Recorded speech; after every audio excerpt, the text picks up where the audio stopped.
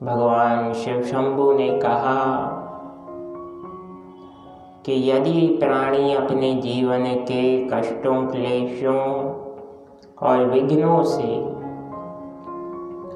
पार पाना चाहे तो व्यक्ति को सदैव प्रयास करते रहना चाहिए कि कैसे सतत रूप से परिस्थितियों पर विजय प्राप्त की जाए।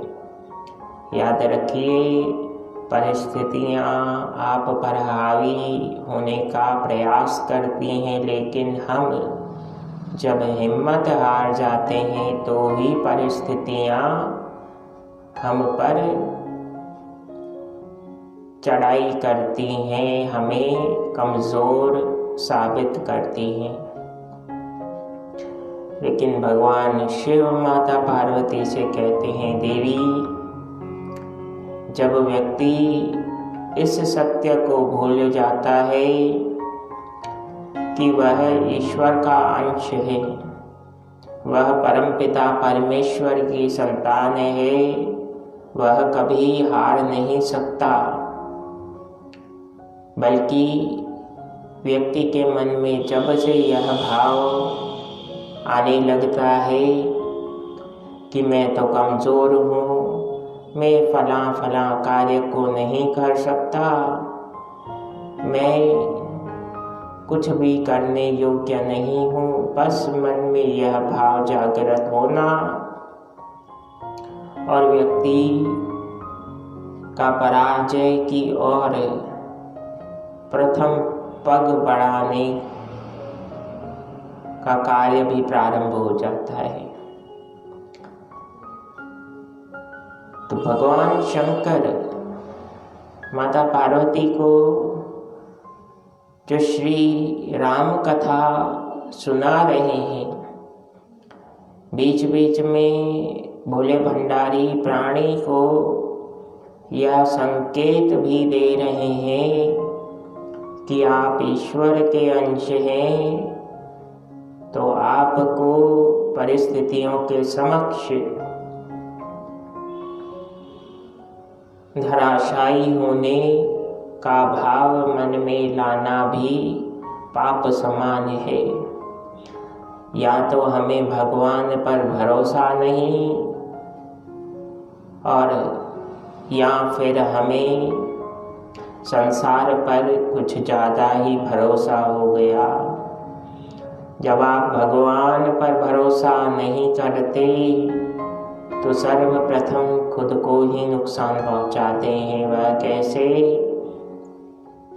भगवान शिव कहने लगे कि जब जीव ईश्वर की सत्ता को अस्वीकार कर प्रकृति के सार तत्व को, प्रकृति के स्वरूप को भूलकर अपने मन चाहे विचार के अनुसार चलता है और संसार को ही सत्य मानकर जीवन में आगे बढ़ने का प्रयास करता है, तो कुछ हद तक प्रारंभ में वह सफल भी होता है, किंतु आगे जैसे जैसे वह बढ़ता जाता है तो विघ्न बाधाएं उसे तोड़ने लगती है। उसकी इच्छा शक्ति और कर्म शक्ति में धीरे धीरे कमी आने लगती है। जो असत्य है उसका संग करेंगे तो सामर्थ्य में तो कमी आना स्वाभाविक ही है, और जो सत्य स्वरूप परमपिता परमेश्वर श्री राम हैं, उनका संग करेंगे और अपने कर्म को करते हुए जाएंगे तो असफल होना तो असंभव सी परिस्थिति हो जाती है। आप चाहकर भी असफल नहीं हो पाएंगे, करके देखिएगा। जीवन का ध्येय यही होना चाहिए कि मैं जो भी कार्य करूं उससे अधिक से अधिक जनमानस का हित हो, प्राणी मात्र को फायदा पहुंचे। अगर ऐसा नहीं होता तो कहीं ना कहीं कोई कमी रह रही है, उस कमी को ठीक कीजिए, rectify the error what we are going to do or what we are doing. We need to rectify all errors when we perform our duties. कर्म का एक ही उद्देश्य है, परिणाम। जब तक परिणाम नहीं मिलता तब तक कर्म करते चलिए, और परिणाम मिलने के बाद उस परिणाम की रक्षा भी करना सतत रूप से कर्म मार्ग द्वारा ही संभव है। कर्म का वास्तविक स्वरूप आज की कथा का सार बताते हुए वाणी को विराम दूंगा। वह यह है कि आप जो भी कर्म करें, परम पिता परमेश्वर श्री राम को समर्पित करते हुए कार्य को प्रारंभ कीजिए, क्योंकि कहा गया कि प्रवेशी नगर कीजिए सब काजा, हृदय राखी कौशलपुर राजा। कार्य में प्रवेश करने से पहले प्रभु को मन में विराजमान कीजिए। अपने आराध्य को मन में बिठाकर कर्म करना प्रारंभ करेंगे तो आत्मविश्वास में फ्लक्चुएशन, उतार चढ़ाव नहीं होगा, वह चिरस्थायी बना रहेगा।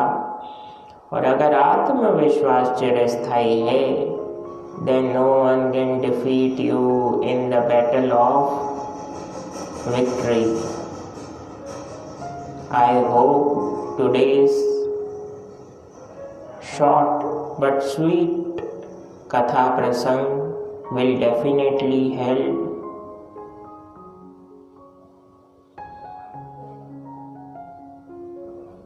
to those people who are interested to improve their lifestyle.